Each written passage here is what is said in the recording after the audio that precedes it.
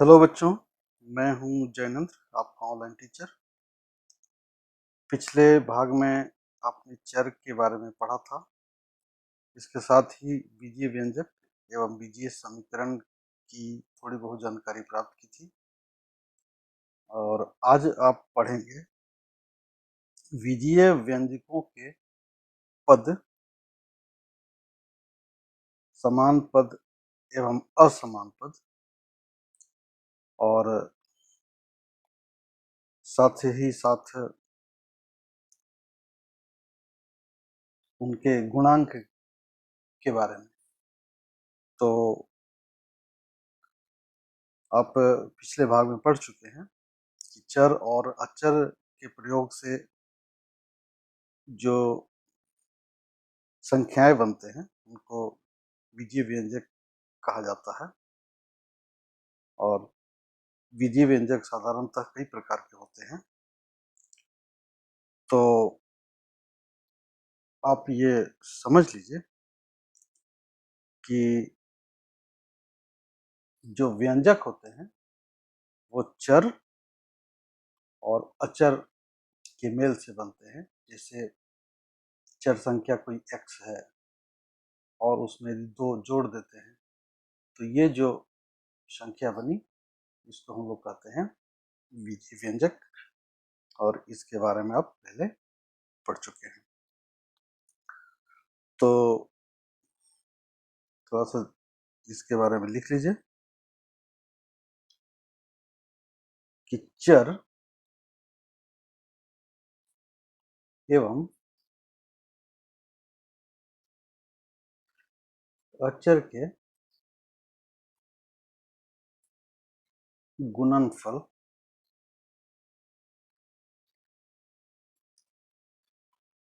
से बने अंश, जिसको हिंसा भी कर सकते हैं या भाग,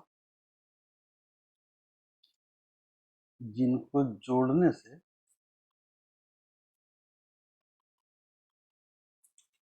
बीजीय व्यंजक बनते हैं,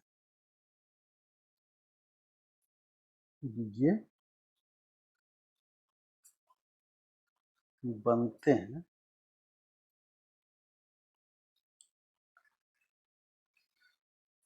वे पद कहलाते हैं, जिसको अंग्रेजी में कहते हैं टर्म। पद कहलाते हैं। बिल्कुल ही सरल है। जैसे बीजीय व्यंजक के बारे में आपने पढ़ा था, x+2 एक बीजीय व्यंजक है। उसी तरह 3x भी एक बीजीय व्यंजक है। 3x+5 ये भी एक बीजीय व्यंजक है। लेकिन यहाँ कंसेप्ट आपको समझना है कि ये चर और ये अचर राशि के गुणनफल से, यहाँ तो गुणनफल नहीं है क्योंकि यहाँ एक ही चर है, लेकिन अगले उदाहरण में आप समझ सकते हैं, जो अंश बनता है और उनको जो जोड़ने से एक एक पद व्यंजक बना, तो ये जो एक टर्म हुआ, एक उसको कहते हैं पद। जैसे उदाहरण के लिए आप समझ लीजिए, जैसे एक व्यंजक है 5x। तो ये 5x कैसे बना है? ये बना है 5 और x, जो कि x चर है और 5 अचर संख्या है। तो 5 और x मिलने से ये बना 5x। और ये एक पद भी कर सकते हैं और एक व्यंजक भी कर सकते हैं। उसी तरह से उदाहरण और ले लीजिए, 2xy भी एक पद है। तो इसको ये किससे बना है? 2 जो कि एक अचर है, x जो कि एक चर है और y एक चर, ये तीनों के गुणनफल से ये बना है 2xy। इसको जोड़ के रूप में भी लिख सकते हैं, 2 पद 3 पद के साथ से लिख सकते हैं। जैसे 2x² माइनस या प्लस 5y। तो यहाँ ये जो एक गुणनफल है 2x गुना x, ये एक पद कहलाएगा, और 5 गुने y जो करेंगे ये दूसरा पद कहलाएगा। यानी एक ये पद हो गया, एक ये पद हो गया। तो इस प्रकार से ये व्यंजक बनते हैं टर्मों के जोड़ने से। और एक पद को जोड़ देंगे तो वो व्यंजक कहलाएंगे। कोई अकेले पद भी व्यंजक कहला सकता है। तो इस आधार पर आप पढ़ सकते हैं बीजीय व्यंजकों के प्रकार के बारे में। क्या हम लोग पढ़ेंगे? बीजीय व्यंजक के प्रकार, यानी टाइप्स ऑफ, इसको कहेंगे types of algebraic expression. Algebraic expression, ठीक है। तो कितने प्रकार के हो जाएंगे? ये पदों की गिनती के आधार पर बीजीय व्यंजकों के प्रकार यहाँ बनाए गए हैं। जैसे एक पद, उसको कहेंगे एक पदी व्यंजक, और इंग्लिश में इसका नाम है मोनो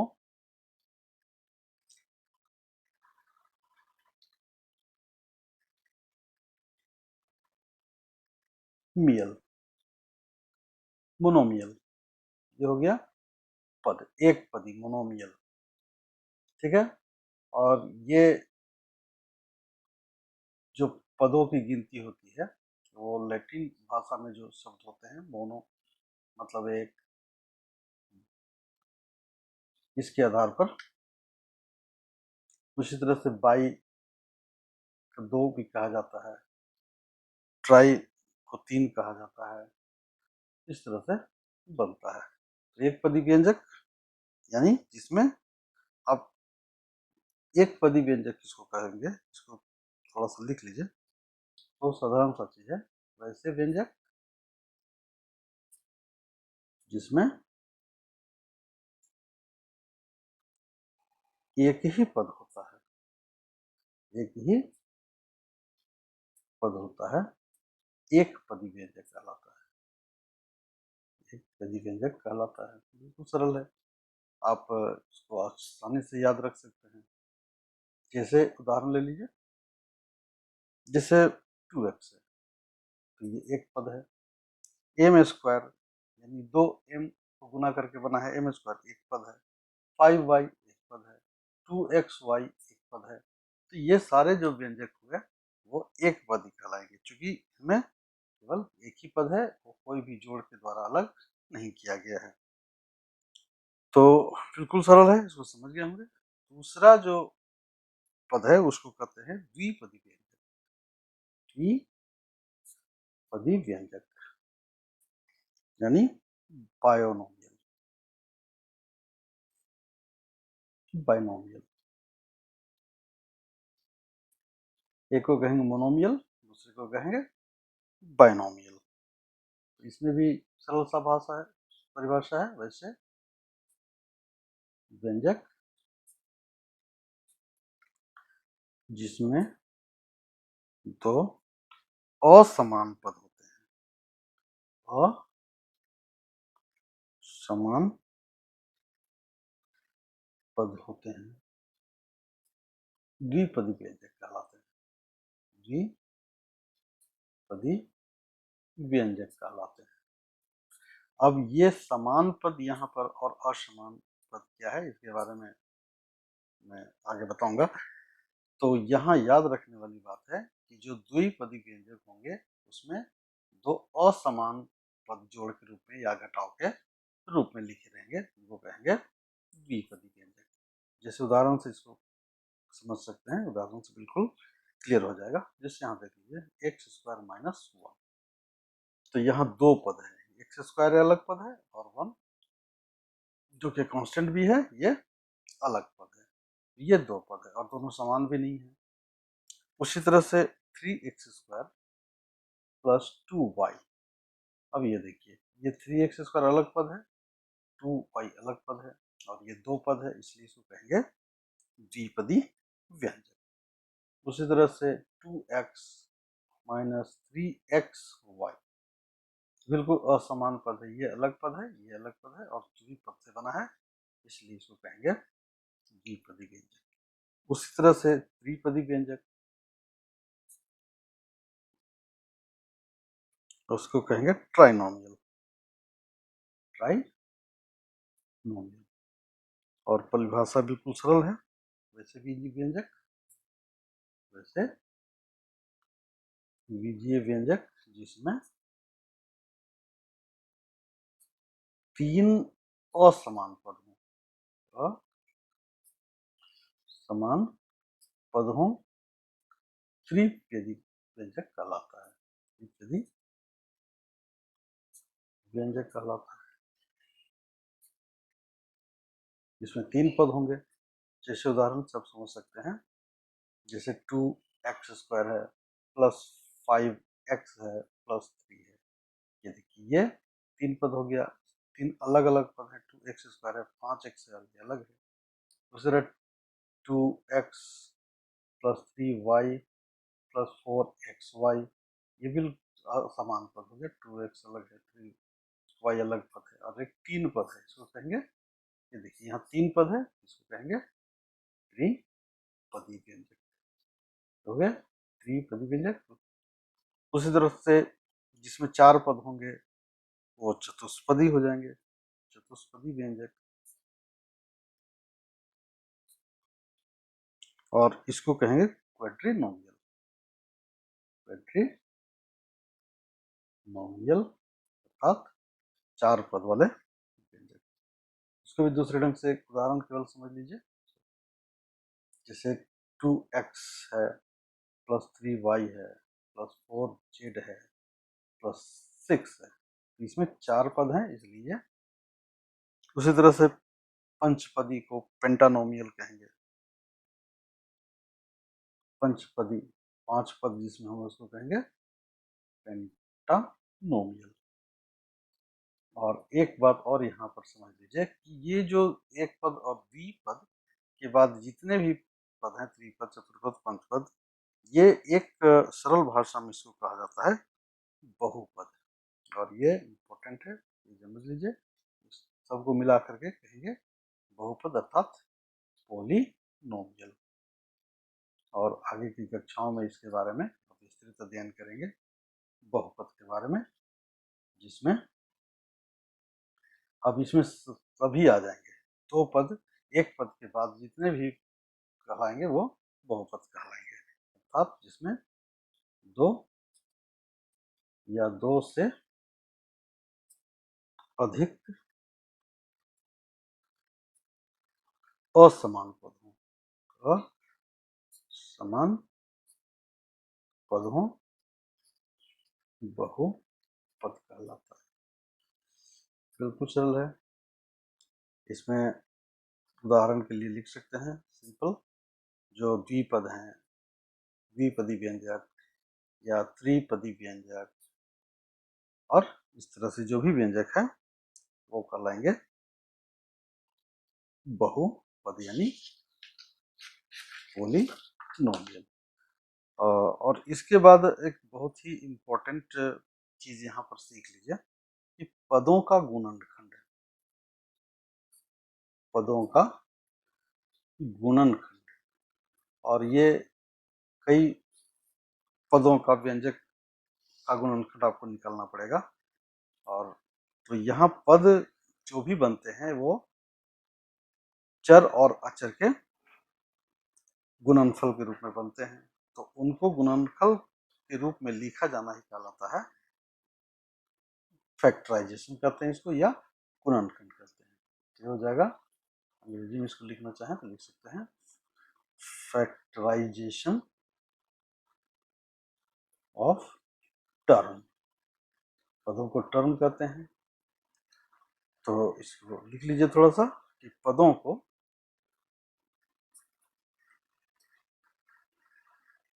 उनके चरों अथवा अचर, यानी जो पद चर और अचर से बनते हैं उनको चरों और अचर को गुणनफल फल या गुणा कर सकते हैं, गुणा के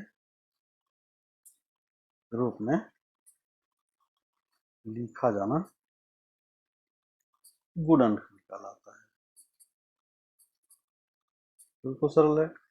इसको जैसे उदाहरण से आप इसको अच्छी तरह से समझ सकते हैं। जैसे यहाँ देख लीजिए, जैसे 2x है, तो इसमें दो राशियां हैं, एक है ये अचर राशि, ये है चर राशि। तो इसको हम लोग कैसे लिखेंगे, 2 इंटू एक्स, तो ये हो गया गुणनखंड। उसी तरह से और एग्जाम्पल ले लीजिए, 2xy है, इसको कैसे लिखेंगे, 2 गुना एक्स गुना वाई, ये क्या कहलाएगा, गुणनखंड कहलाएगा। उसी तरह से 5xyz है, तो इसको कैसे लिखेंगे, 5 गुना एक्स गुना वाई गुना जेड है। तो ये सारी चीजें जो हो गई वो कहलाएगी गुणनखंड। तो बिल्कुल सरल है गुणा के रूप में। उसमें कुछ डिजिट्स माइनस में भी हो सकते हैं, जैसे -5x² है, तो इसको हम लोग गुणनखंड रूप में कैसे लिखेंगे, -5 लिखेंगे, x लिखेंगे और x लिखेंगे। ठीक है, x और x मिलकर के x² गुणा हो जाता है। तो ये जो हो गया, ये गुणनखंड हो गया पदों का। बिल्कुल सरल है, इसको याद रखेंगे। और जो आगे जानना है आपको वो जानिए, समान पद, इसको लाइक टर्म कहा जाता है, लाइक टर्म। और ये जब आप व्यंजकों के जोड़ और घटाव, गुणा भाग इत्यादि पढ़ेंगे, तो उसमें समान पद और असमान पद की जानकारी आपको ज्यादातर रखनी होगी। तो इसलिए अच्छी तरह से इसको समझ लीजिए, इस लाइक पद क्या है और अनलाइक पद क्या है, यानी समान पद क्या है और असमान पद क्या है।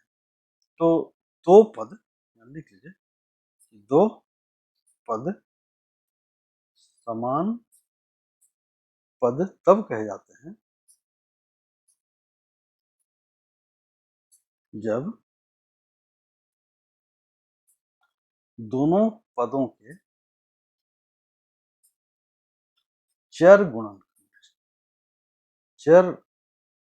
गुणनखंड एक ही हो या एक समान हो, कर सकते हैं एक समान हो।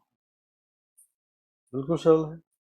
अब जैसे उदाहरण ले लीजिए, जैसे 6x और 4x, ये देखिए यहाँ x और इसके गुणनखंड x ही हो जाएंगे, दैट इज 6 गुना x हो जाएगा और इसका हो जाएगा 4 गुना x, यानी जो चर गुणनखंड x है ये दोनों सेम है, एक ही है, समान है, इसलिए 6x और 4x दोनों समान पद कहलाएंगे। उसी तरह से -3y है और 7y है, ये दोनों y है, समान पद कहलाएंगे। 2xy है, -5xy है, ये दोनों समान पद कहलाएंगे। लिख लीजिए, समान पद। सीधा सा याद रखना है कि जो अचर राशियां हैं, ये दो जो चर राशियां हैं, वो बिल्कुल एक समान होना चाहिए, यानी एक ही होना चाहिए, एक्स वाई एक ही है, वो कहलाएंगे समान पद। उसी तरह से अब आइए असमान पद, अनलाइक टर्म। और आप समान पद सीख चुके हैं तो आप समझ सकते हैं कि असमान पद किसको कहेंगे, जब दो पदों के चर गुणनखंड अलग अलग हो, यानी समान नहीं, अलग अलग हो, तो दोनों पद असमान पद कहलाते हैं, असमान पद कहलाते हैं। जैसे आप सीख लीजिए, जैसे हो जाएगा यहाँ 6x है और 5y है, तो देखिए ये यहाँ x है, यहाँ y है, इसलिए ये दोनों क्या हो जाएंगे, असमान पद कहलाएंगे। उसी तरह 2x² है और 5xy है, ये गुणनफल देखिए अलग हो जाएगा, यहाँ 2x गुना x होगा, यहाँ x गुना y होगा, ये कहलाएंगे असमान पद, यानी अनलाइक टर्म। तो बिल्कुल सरल है और अच्छी तरह से इसको समझ जाएंगे तो किसी प्रकार की दिक्कत नहीं होगी। और एक लास्ट आज के वीडियो में बता दे रहा हूँ, और पदों के गुणांक के बारे में, ये सबसे इम्पोर्टेंट है जिसको आपको समझना चाहिए, जानना चाहिए।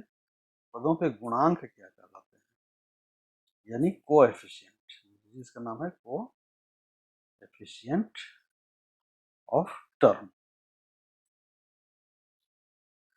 और इसको भी समझना बिल्कुल सरल है। अभी क्या है इसके बारे में जानिए। बिल्कुल सरल ढंग से इसको लिख सकते हैं कि किसी भी बीजीय व्यंजकों के पदों में